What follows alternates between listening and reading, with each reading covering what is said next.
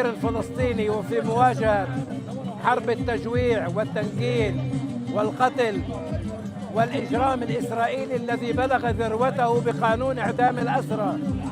مطلوب أوسع تحركات واستمرار التحركات، حملات شعبية وسياسية من أجل تدويل قضية الأسرى، من أجل تشكيل لجان تحقيق دولية بظروف الأسرى في سجون الاحتلال، تطبيقا لاتفاقيات جنيف والقرارات الدولية، للضغط على الصليب الأحمر الدولي من أجل استئناف الزيارات للأسرى والمعتقلين في سجون الاحتلال.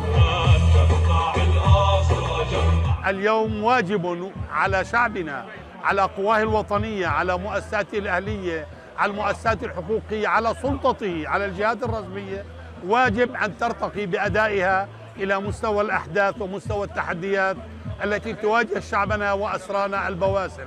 لا خيار أمامنا إلا أن نرفع صوتا عاليا لإلغاء هذا القانون الإجرامي الذي يعرض أبناء شعبنا الأبطال الأسرى وهم رأس الحرب في مواجهة الاحتلال. علينا أن نكون إلى جانبهم كما كانوا إلى جانب شعبهم.